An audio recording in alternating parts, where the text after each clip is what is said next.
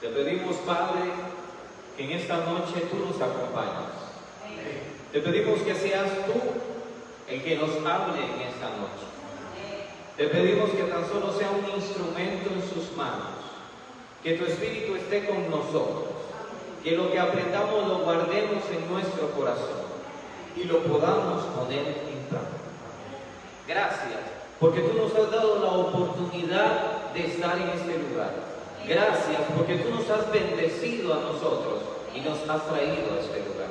Gracias, porque tú eres bueno. Te lo agradecemos todo esto en el nombre de Jesús. Amén. Excelente, hermanos. En esta noche estaremos viendo nuestro penúltimo tema. ¿Cómo se titula? Jesús sana. Y estaremos viendo la historia de un personaje muy interesante. La historia de un personaje que recibió una lección en su vida y que logró entender lo que Cristo quería hacer con él. Primero que nada, quiero comentarles que esta misma historia, que estamos hablando de la historia del leproso, cuando Jesús sana a un leproso, esta misma historia se encuentra en 3 evangelios. En el evangelio de Mateo, en el capítulo 8, que va a ser nuestro evangelio base. Luego, también se encuentra en Marcos, en el capítulo 1, y también se encuentra en el evangelio de Lucas, capítulo 5. Pero quiero que vayamos a Mateo y nos concentremos ahí. Quiero leerles un versículo a modo de introducción para esta historia. Se encuentra en 2 Corintios, capítulo 3, verso 18. Leo para ustedes. Así todos nosotros, ¿cuántos? Todos nosotros, que con el rostro descubierto reflejamos como en un espejo la gloria del Señor. Mire lo que sigue diciendo, somos transformados. Esta palabra es interesante, este verbo, este imperativo es importante, porque si usted va al original griego, usted se da cuenta que la palabra transformados se escribe metamorfo o se pronuncia metamorfo. Metamorfo significa metamorfosis.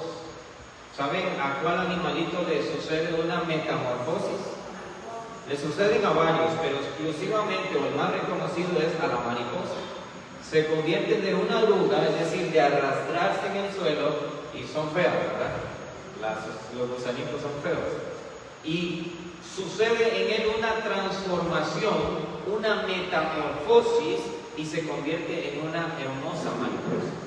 Cuando acá dice que nosotros reflejamos a rostro descubierto, como en un espejo, la gloria del Señor, somos transformados. Es decir, en nuestras vidas sucede una metamorfosis, sucede una transformación. A su semejanza, con más y más gloria, por la acción del Señor, que es el Espíritu Santo. Es decir, que cuando usted en su vida ande en la calle, usted va a reflejar la gloria del Señor. ¿Por qué? Porque en su vida hubo una metamorfosis, hubo una transformación que ahora es semejante al Señor. Esto por la acción del Señor, por la acción de Dios, mediante el medio que Dios utiliza para que esto suceda en su vida, es el Espíritu Santo. Interesante, ¿verdad? ¿Cómo es que usted logra transformar su vida? Mediante el Espíritu Santo. Esa es la única forma. No existe otra. No existe otra forma para que su vida pueda ser transformada, para que usted pueda ser mejor, para que usted pueda mejorar todas las áreas de su vida. Solamente mediante el Espíritu Santo. Muy bien. Mencionábamos que la mariposa pasa por diferentes etapas para poder ser transformada. Le cuento, son 4 etapas. Primero, la oruguita se convierte o se hace un huevo, se hace un caparoncito. Luego una larva, luego una pupa y por último un adulto que es la mariposa. Es decir, la larva, el gusanito no se convirtió de una vez a mariposa, sino que tuvo que pasar por un proceso doloroso, por una serie de La transformación en nuestras vidas es un proceso. Es una serie de etapas para que su vida sea transformada. Todos estamos en un proceso de transformación. Les cuento que yo tuve que pasar por una serie de etapas para que mi vida fuera transformada. Les voy a contar algo que a mi esposa no le gusta que cuente, pero yo siempre cuento para la gloria de Dios. Cuando yo era joven, era adolescente, yo no crecí en la iglesia, yo no crecí siendo adventista. Ni siquiera iba a la iglesia, sino que era joven, y usted sabe que los jóvenes pues a veces tomamos malas decisiones, o la mayoría de las veces. Empecé a tomar malas decisiones, me salí de estudiar, de colegio, me empecé a juntar con personas que me influenciaban negativamente, empecé a acercarme a personas que me estaban sacando de los caminos por donde yo iba caminando y me empezaron a torcer. Me juntaba con personas peligrosas hasta el límite de que yo empecé a consumir licor. Me hice adicto al licor, me hice alcohólico. Estaba tirado en el suelo, imagínese usted la escena, tirado en el suelo un jovencito, consumiendo licor, pidiendo limosna a las personas para que le dieran limosna, y cuando se le acababa eso, el mismo proceso. Estaba vacío, hermanos, estaba perdido. Pero saben que Cristo visitó mi vida y tomé la decisión de salir de ese lugar, y Cristo me ayudó a salir de ese lugar.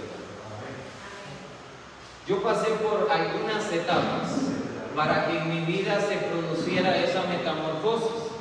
Puedo mencionarle algunas. La primera etapa fue ir a Jesús. Creo que es la etapa más importante, ir a Jesús. Si usted va a Jesús, su vida es transformada.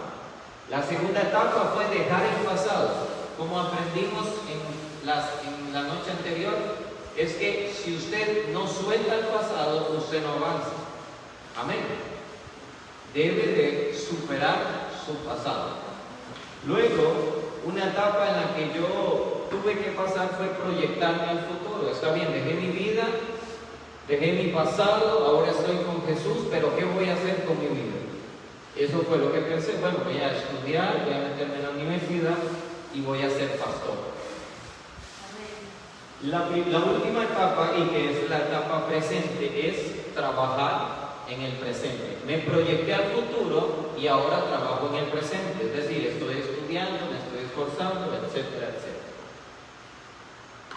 Para la gloria de Dios, estoy en la lista de honor de mi universidad y Dios ha transformado mi vida. Hoy observaremos la historia de un hombre que Jesús visitó su vida, él aceptó a Jesús y su vida se transformó. Pero vamos a ver el proceso y vamos a aprender de este proceso en Mateo capítulo 8, versículo 1. Mire lo que dice Mateo capítulo 8, 1. Cuando descendió Jesús, ¿de dónde? Del monte, es decir, que estaba dando el sermón del monte. Sigue diciendo, ¿le seguía cuánta gente? Le seguía mucha gente.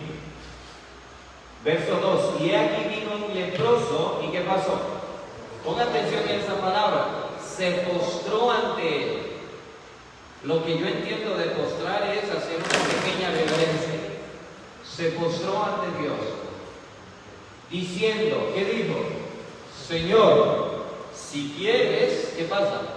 Si quieres, puedes limpiar. Vamos a ver el punto número 1. ¿Cuál es el punto número 1? Humíllate ante Jesús.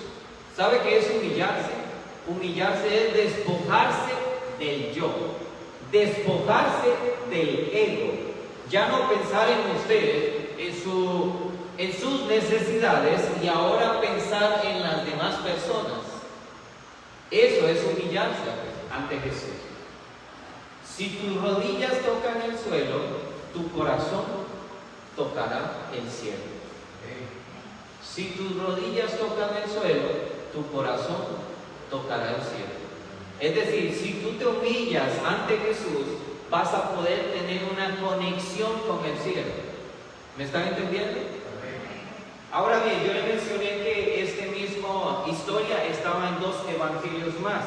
Yo no lo voy a hacer que usted se esté moviendo en la Biblia, pero le voy a leer el mismo versículo en los otros 2 evangelios. Y yo quiero que usted preste mucha atención para que note lo que otros evangelistas, otros escritores que escribieron lo mismo, pero tenían un punto de vista diferente.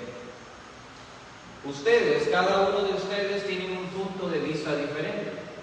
Yo les puedo decir, este piso es color cafecito claro, y las mujeres me van a decir no, y me van a decir un color nuevo que ni siquiera existe. Entonces, cada uno de nosotros, es broma, cada uno de nosotros tiene un punto de vista diferente. Así que vamos a ver cuál es el punto de vista del evangelista Marcos sobre esta misma historia. Dice Marcos 1:40, vino a él un leproso. Note que en Mateo decía, se postró ante él, diga lo que dice Marcos, rogándole e hincaba la rodilla, le dijo, si quieres, puedes limpiarlo. Es decir, que Marcos añade que no solamente hizo una reverencia, no solamente el leproso reconoció que Jesús era alguien superior, sino que también hincó la rodilla y le rogaba al Señor. ¿Qué es rogar? Es un poquito más que pedir, ¿sí o no? Le decía, Señor, por favor, necesito que usted haga un milagro en mi vida. Entonces Marcos añade un detalle extra que enriquece nuestra historia, o la historia que estamos estudiando. Ahora miren lo que añade Lucas. Es importante decir que el escritor de Lucas era un médico, era una persona muy importante y tenía conocimiento de la medicina. Mire lo que dice Lucas, capítulo 5, verso 2, sobre el mismo suceso. Sucedió que estando él en una de las ciudades, note la diferencia que hay a la hora de escribir, se presentó un hombre lleno de lepra. Esto es importante porque Lucas es médico y Lucas tiene conocimiento de la lepra. Si usted estudia la lepra, usted se da cuenta que era la enfermedad más mortal de ese entonces. Aún una escritora llamada Ellen G. White lo compara con el pecado, lo más malo que existía en ese entonces. La lepra era una enfermedad sumamente contagiosa. Además, era una lepra que atacaba directamente tus articulaciones.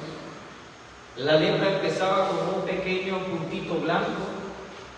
Ese puntito blanco se iba expandiendo y se iba multiplicando en la piel. Luego usted veía en el otro brazo puntitos blancos, luego en el cuerpo, luego en la cara, y esos puntitos blancos iban madurando y se iban haciendo en carne viva. Y la enfermedad atacaba las articulaciones, es decir, que en un momento dado usted se hacía como se acaba de hacer don Jorge en la oreja y se le caía la oreja. Imagínese que a usted se le caiga la oreja. Yo seguro me amarro la oreja por si se me cae que no se me pierda.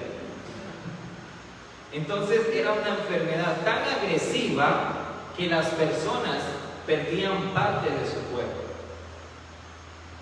Y Lucas, por ser médico, agregó la frase, estaba lleno de lepra. Es decir, que la enfermedad estaba en su fase terminal.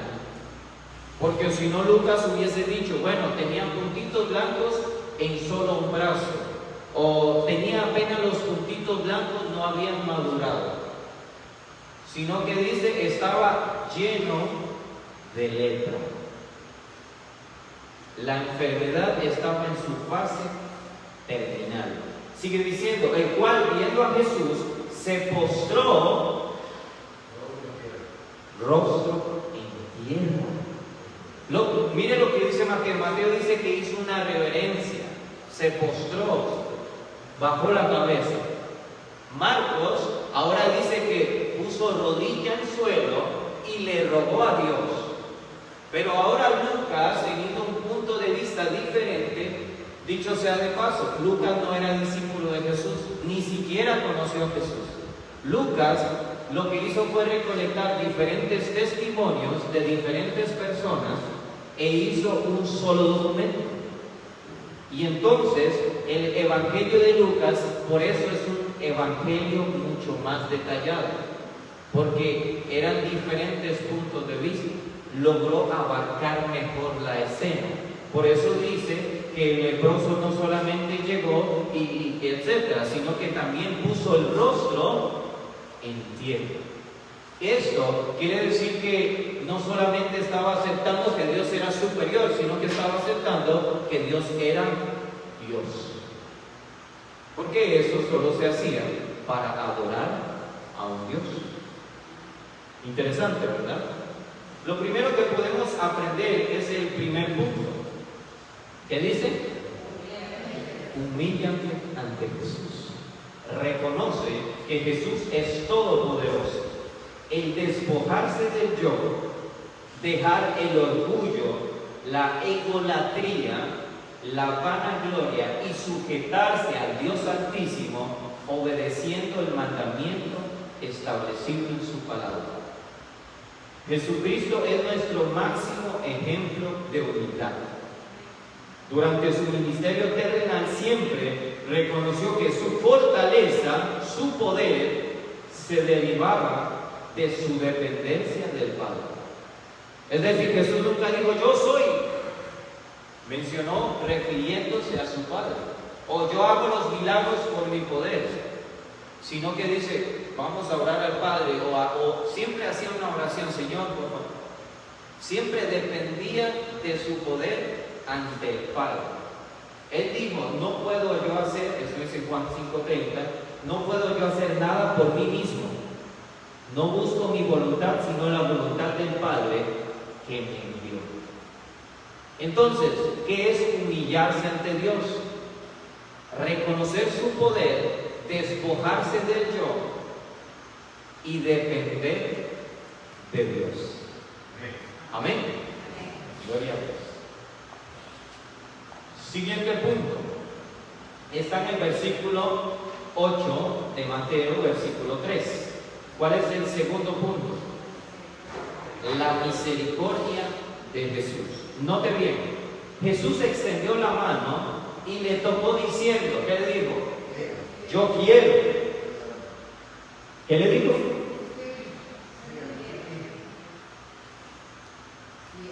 Yo quiero. Se limpió y al instante su lepra desapareció. Y usted me dice, Esteban, un momento, pero ¿por qué el punto misericordia si en Mateo no menciona misericordia? Bueno, recuerde que está en otros dos evangelios que tienen aún más detalles. Mire lo que dice en Marcos sobre este mismo versículo. Marcos 1:41 dice, y Jesús teniendo misericordia de él. Es decir, le dio rostro en tierra y dijo, él quiere un milagro de él. Lo vio con su carne ahí putrefacta y se movió en misericordia. Le escuchó rogándole y se movió en misericordia. Extendió la mano y le tocó y le dijo, quiero ser limpio. Y así que él hubo hablado, es decir, después de que Jesús dio la orden, al instante la lepra se fue de aquel y quedó limpio. Mire lo que dice en Lucas, capítulo 5, verso 13. Entonces extendió él la mano, le tocó diciendo, quiero ser limpio, y al instante la lepra se fue de él. ¿Qué quiero decirle con esto, hermano? De que Jesús se movió a misericordia. Si usted se humilla ante Jesús, si usted reconoce que usted sin Jesús no es nada, si usted deja el yo a un lado, si usted depende de Jesús, Jesús se mueve a misericordia. Porque usted le está demostrando su necesidad de él. La primera etapa por la cual pasó el leproso para que en él hubiese una metamorfosis, una transformación en su vida, era humillarse ante Jesús. Y luego fue esperar la misericordia de Jesús. Mire lo que dice en el libro de una comentarista bíblica. Su libro se titula Ser semejantes a Jesús, y esto se registra en la página 324. Mire lo que dice respecto a la misericordia de Jesús.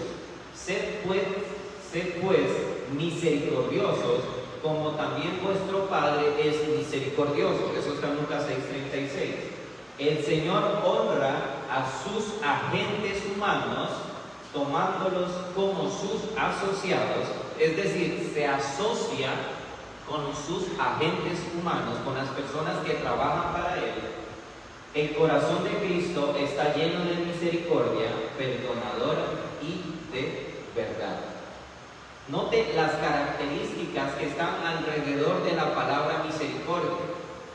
Llenos de misericordia, perdonará. El versículo nos invita a ser misericordiosos.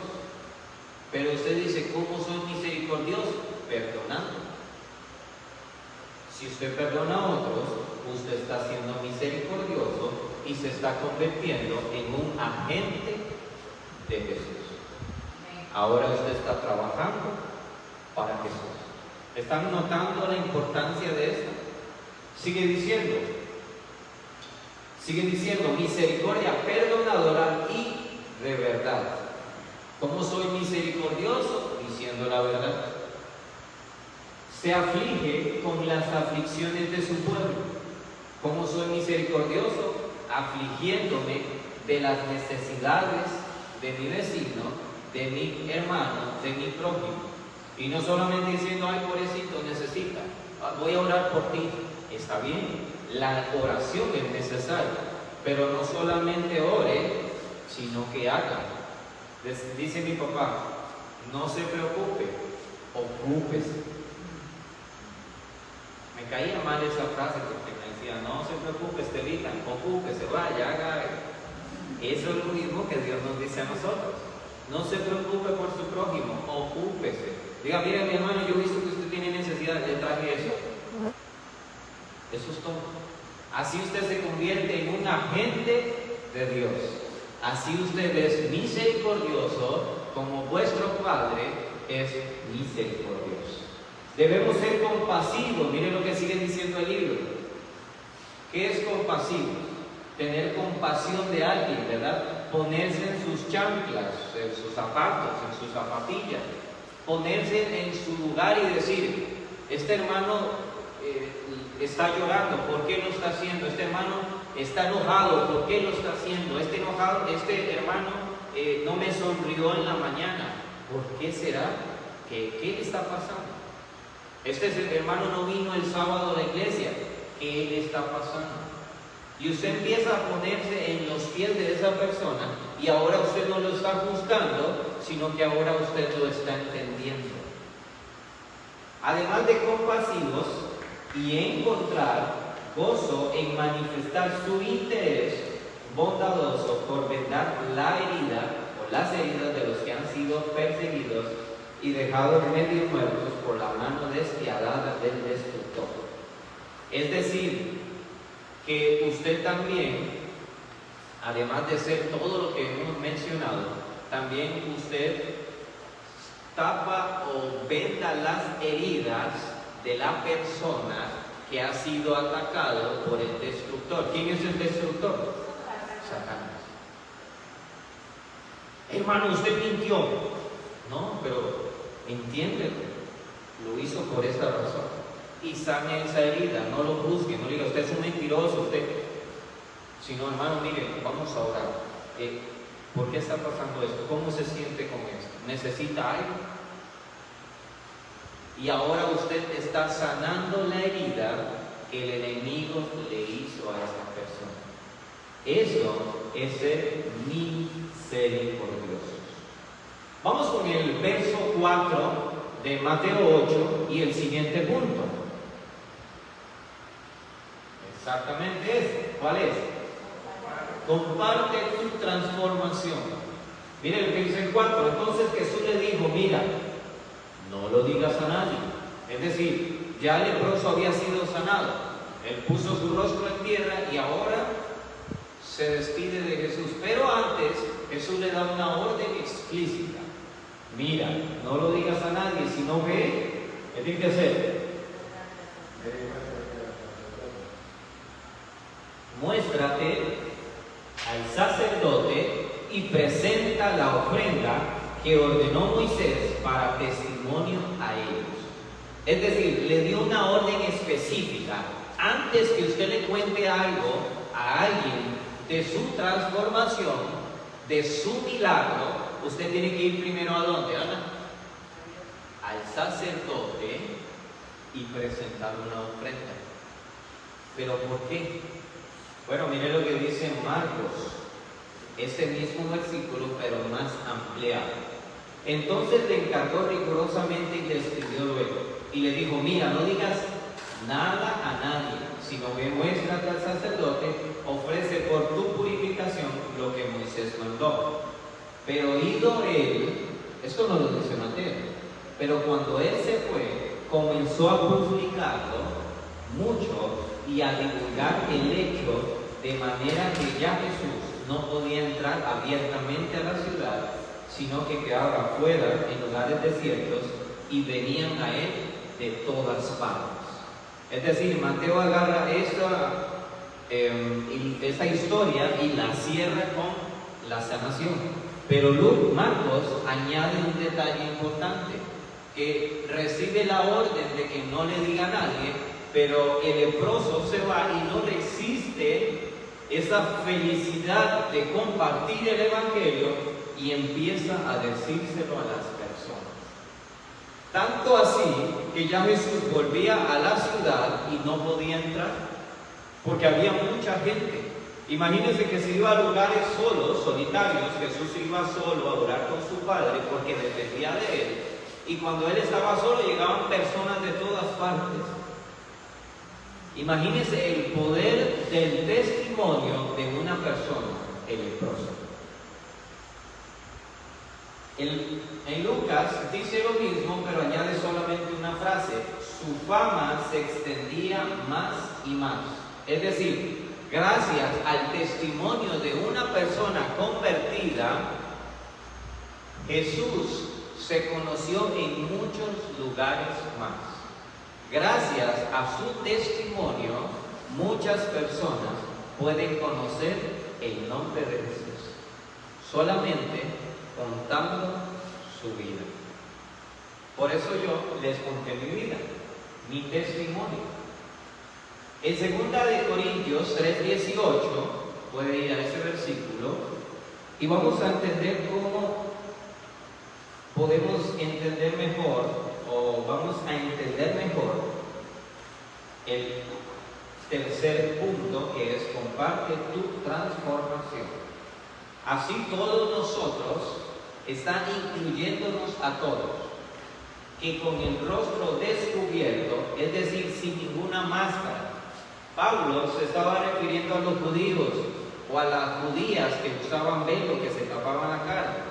Aquí está hablando que con el rostro descubierto, es decir, que la persona llegue a donde usted y lo pueda ver totalmente.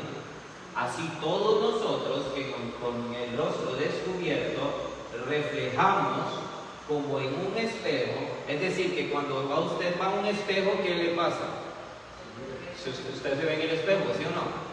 Si usted está despeinado y es medio feíto, pues el espejo no le va a mentir, le va a decir la verdad. Pero si usted es como nosotros, que somos guapos, y él es mentira. Sigue diciendo, mejor sigamos con el versículo. Como en un espejo, ¿qué? La gloria del Señor. Es decir, que si usted va a un espejo, ¿qué es lo que tiene que ver? La gloria del Señor. Y si usted estudia qué significa la gloria del Señor, ¿qué significa? El carácter de Dios. En otras palabras, que si usted refleja el carácter de Dios, ante las personas. Si hacemos un experimento y nos vamos para el parque de David y lo ponemos a usted y a dos personas que no van a la iglesia al lado suyo, y le preguntamos a otro que vaya pasando, mire para usted, ¿quién es el Hijo de Dios de estas tres personas? Y si esa persona lo logra identificar, es porque usted refleja el carácter de Dios, aún con su vestidura, aún con lo que usted dice. Y si usted refleja el carácter de Dios con sus acciones. Y si usted logra cumplir con esos requisitos, es porque refleja el carácter de Dios y es porque está en el proceso de transformación. Y usted se pregunta, Esteban, yo quiero eso, ¿cómo lo consigo? Siga leyendo conmigo. La gloria del Señor. Somos transformados a su semejanza, o sea, somos transformados y nos parecemos a Dios con más y más gloria, es decir, con el carácter de Dios más semejante al nuestro, por la acción de ¿quién? Del Señor. Es decir, que el Señor es el agente que hace esa transformación en nuestras vidas. ¿Cómo transformo mi vida? Yendo al Señor. Moisés, ¿cómo bajó del monte reflejando la gloria de Dios? Pasando tiempo con Dios. 40 días con Dios. Si usted pasa tiempo con Dios, su carácter se irá transformando poco a poco al carácter de Dios. Y esto lo hace por medio de ¿quién? Termina el versículo. Por medio del Espíritu. ¿Cómo transformamos o cómo compartimos nuestra transformación? Mediante nuestro testimonio. ¿Y cómo compartimos nuestro testimonio? Reflejando el carácter de Dios.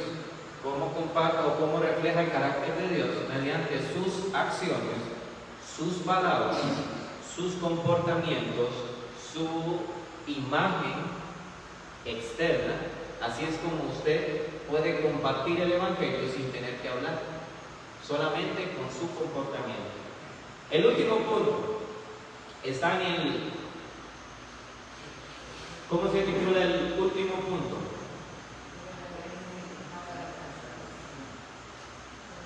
El verdadero significado de la salvación. Ese punto lo sacamos del último versículo que leímos. ¿Recuerdan la orden que Jesús le dio al leproso? ¿Qué le dijo?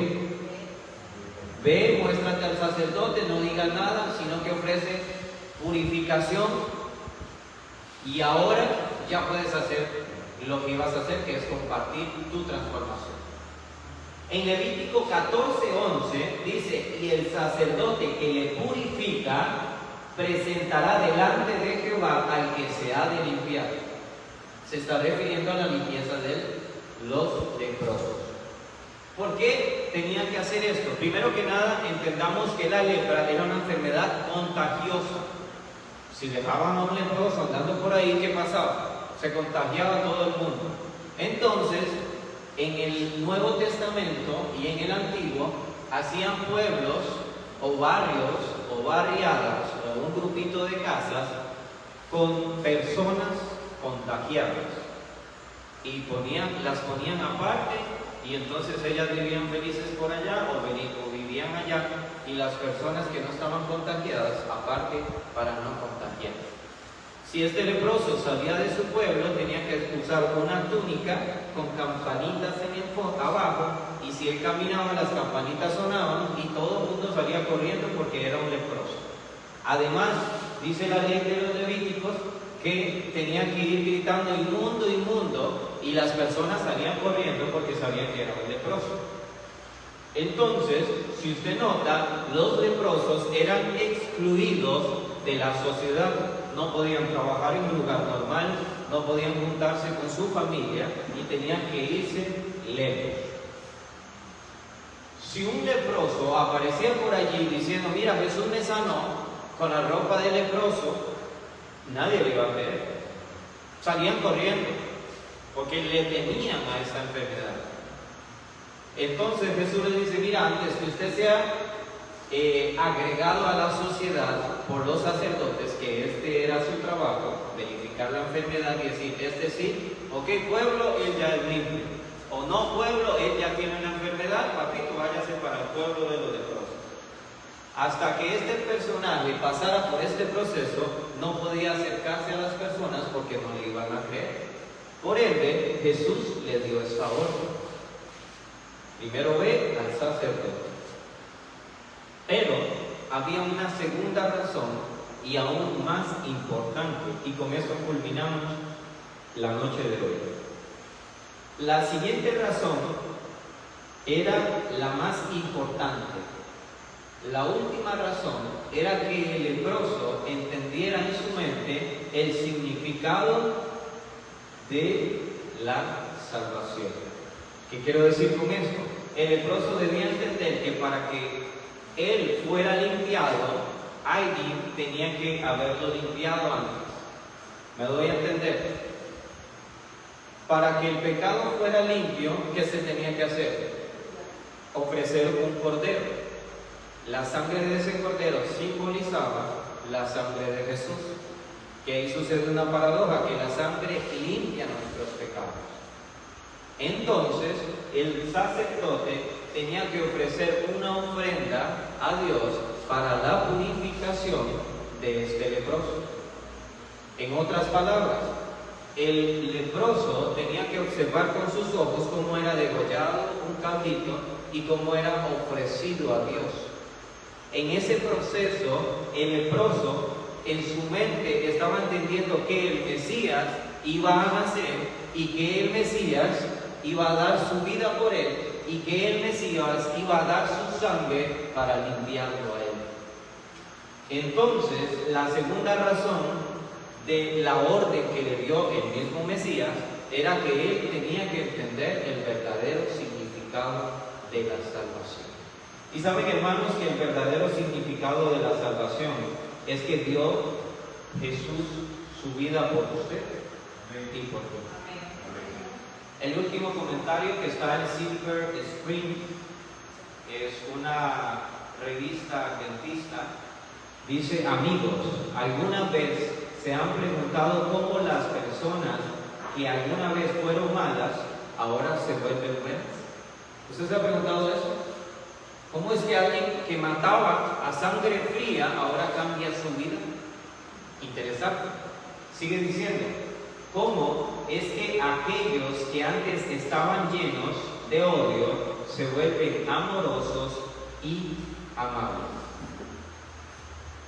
¿Cómo es que alguien odioso o repugnante, una persona tosca, ahora se vuelve amable y se vuelve amoroso? Sigue diciendo: llegan a ser libres aquellos que fueron esclavizados por las drogas, el alcohol, el tabaco y otros hábitos. ¿Cómo es que alguien que está atado a las drogas, cómo es que alguien que está atado ante un pecado que no puede ser libre, cómo es que alguien que el enemigo lo tiene amarrado y no lo deja irse, cómo es que alguien puede cambiar su vida? ¿Se han preguntado? ¿Cómo se produce esta transformación? ¿Se vuelve bueno simplemente esforzándose? Solo a través de Jesucristo se puede experimentar la salvación. En esta noche yo no puedo decirle: mire, hay otra opción. Si usted no se bautiza en esta noche, existe otra opción. Yo no puedo decirle eso, porque solamente Cristo es el Salvador de nosotros. ¿Cómo es que estas personas lograron hacer un cambio en sus vidas? Porque Cristo entró en sus vidas. Y no porque Cristo llegó, golpeó la puerta y entró. Dice que Él toca nuestra puerta. En esta noche Cristo está tocando la puerta de tu corazón. En esta noche Cristo te está diciendo: yo quiero entrar a tu vida, yo quiero hacer milagros en tu vida, yo quiero ayudarte con tus problemas. Solamente Cristo es la fuente de poder que nosotros podemos visitar para que nuestras vidas sean transformadas. No hay otro nombre bajo en que podamos ser salvos. Y Jesús mismo dijo: yo soy el camino, la verdad y la vida. ¿Qué sigue diciendo? Nadie viene al Padre si no es por mí. ¿Quién quiere ir al cielo, hermanos? Todos queremos ir al cielo, pero solamente mediante Cristo podremos llegar al cielo. Y solo podemos ir a Cristo si usted se entrega a Él. En esta noche, hermano, yo te pido que te humilles ante Dios, que reconozcas que tú no puedes sin Cristo. En esta noche te invito a que dependas de Cristo. En esta noche te invito a que Cristo sea el Señor de tu vida. Y solamente entendiendo que nosotros sin Él no podemos hacer nada. En esta noche te invito a que pongas tu rostro en tierra, a que le ruegues al Señor, a que le hagas ver al Señor tu necesidad de Él. Y te aseguro que el Señor tendrá misericordia de nosotros y también nos hará misericordiosos a nosotros. En esta noche te invito a que compartas tu transformación, a que con solo tus palabras las personas digan: este es un hijo de Dios. A que con solo tu vestidura digan las personas: este es un hijo de Dios. Y que las personas necesiten esa paz que tú tienes. Y que te digan: mira, ¿cómo es que tú tienes paz? Tu mamá se acaba de morir. ¿Cómo es que no estás llorando? ¿Cómo es que estás tranquilo? Yo necesito esa paz en mi vida. Y ahí es donde tú puedes compartir tu transformación. Y por último, hermano, te invito a que entiendas el verdadero significado de la salvación, que es que Cristo murió en una cruz por ti. Cristo entregó su vida por ti. Cristo pagó lo que tú debías. Cristo te hizo libre. Solamente mediante una ceremonia podemos hacer efectiva esa paga de nuestra deuda, y es mediante el bautismo. Y usted me dice en esta noche: hermano, mire, yo me bauticé cuando era pequeño, o yo estoy bautizado en otro lugar. En esta noche tengo el deber de decirle que si usted no se bautizó como dice la Biblia, eso no vale. Y usted dice: hermano, pero yo quiero hacer las cosas bien, yo quiero conectarme con Dios, yo quiero buscar a Dios, yo quiero obtener todas esas bendiciones. Tiene que hacer lo que la Biblia le está pidiendo. Y entonces, ¿cómo se hace? Estudie la Biblia. Yo en esta noche quiero hacerle la invitación de que si usted quiere hacer bien las cosas, de que si en esta noche usted está sintiendo el llamado del Espíritu Santo diciéndole: necesitas hacer bien las cosas, necesitas entregarte a Cristo, necesitas tomar decisiones, le invito a que se ponga de pie y que le diga: Señor, en esta noche públicamente te estoy diciendo que quiero seguir. En esta noche, ante toda la iglesia, te estoy diciendo que te abro la puerta de mi corazón. Yo quiero que usted se ponga en pie para que podamos orar por usted. Yo quiero que se ponga en pie para que mañana mismo usted tome la decisión de bautizarse e inicie una nueva vida en Cristo. Yo sé que hay alguna persona. No quiero terminar antes de que esa persona tome la decisión. Deja que el Espíritu te hable. Deja que el Espíritu actúe en tu vida. Deja el yo a un lado. Deja los miedos, deja los rencores a un lado. Y toma la decisión por Cristo. En esta noche te invito a que seas valiente, a que tome la decisión por Jesús. Mientras yo estoy orando, póngase en pie. Y si usted quiere tomar la decisión, manténgase en pie para orar por usted. Oremos. Señor Dios, en esta noche, Padre, tú nos has hablado. Tú nos has mostrado que hay una esperanza, que hay una oportunidad de cambiar las cosas, que hay una oportunidad para hacer bien las cosas. En esta noche nos ponemos de pie diciéndote: yo quiero entregar mi vida a Cristo. Yo quiero hacer las cosas como la Biblia nos está enseñando. Yo quiero ser diferente. Yo quiero entregarme a ti. Te entrego la vida de estas personas en tus manos. Y que tu Espíritu sea que trabaje, Señor. Bendice a cada uno de nosotros al volver a nuestros hogares. En el nombre de Jesús te lo pedimos. Amén. Que Dios le bendiga, hermanos.